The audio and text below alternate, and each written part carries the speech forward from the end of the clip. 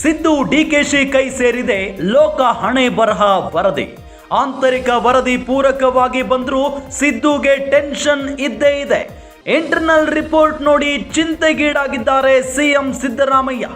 Both report okay but ಸಿದ್ದುಗೆ ಕಾಡ್ತಾ ಇದೆ ಆ ಒಂದು ಭಯ. ಏನಾಗುತ್ತೋ ಏನೋ ಅನ್ನೋ ಚಿಂತೆಯಲ್ಲಿ ಸಿಎಂ ಸಿದ್ದರಾಮಯ್ಯನವರಿದ್ದಾರೆ. ಕಳೆದ ಬಾರಿಗಿಂತ ಹೆಚ್ಚು ಸ್ಥಾನಗಳ ನಿರೀಕ್ಷೆಯಲ್ಲಿದ್ದಾರೆ. ಆದರೂ ಕೂಡ ಹುಸಿಯಾಗಿದೆ ಇಲ್ಲಿ ಆಸೆ.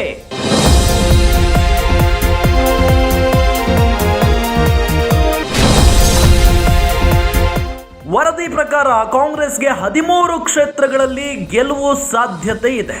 ವರದಿಯ ಪ್ರಕಾರ ಕಾಂಗ್ರೆಸ್ 13 ಕ್ಷೇತ್ರಗಳನ್ನು ತನ್ನ ತೆಕ್ಕೆಗೆ ಹಾಕಿಕೊಳ್ಳುವಲ್ಲಿ ಯಶಸ್ವಿಯಾಗುತ್ತೆ. 4 ಕ್ಷೇತ್ರಗಳಲ್ಲಿ ಕಾಂಗ್ರೆಸ್ಗೆ 50-50 ಚಾನ್ಸ್ ಇದೆ. ಅಲ್ಲಿ ಗೆದ್ರೂ ಗೆಲ್ಲಬಹುದು, ಗೆಲ್ದೇನೂ ಇರಬಹುದು. ಸಿಎಂ ಚಿಂತೆಗೆ ಕಾರಣವಾಗಿದೆ ಹಳೆ ಮೈಸೂರು ಭಾಗದಲ್ಲಿ ಮೋದಿ ಫ್ಯಾಕ್ಟರ್ ವರ್ಕ್ ಆಗಿದೆ ಅನ್ನೋದು ಗೊತ್ತಾಗ್ತಾ ಇದೆ. ಮೋದಿ ಫ್ಯಾಕ್ಟರ್ನಿಂದ ಕಾಂಗ್ರೆಸ್ಗೆ ನಷ್ಟವಾಗಲಿದೆ. ವರದಿ ನೋಡಿ ಸ್ವತಃ ಸಿಎಂ ಸಿದ್ದರಾಮಯ್ಯನವರೇ ಬೆಚ್ಚಿ ಬಿದ್ದಿದ್ದಾರೆ. ಹಳೆ ಮೈಸೂರು ಭಾಗದವರೇ ಸಿಎಂ ಸಿದ್ದರಾಮಯ್ಯನವರು. ಹಾಗಾಗಿನೇ ಅವರಿಗೆ ಈ ವರದಿ ಶಾಕ್ ಆಗಿರೋದು. ಸ್ವತಃ ಮೈಸೂರು ಗೆಲ್ಲೋದು ಡೌಟ್ ಅಂತೆ. ಉತ್ತರ ಕರ್ನಾಟಕ ಭಾಗದಲ್ಲಿ ಗುಡ್ ಪರ್ಫಾರ್ಮೆನ್ಸ್ ತೋರಿಸಿದ್ದಾರೆ ಕಾಂಗ್ರೆಸ್ನವರು.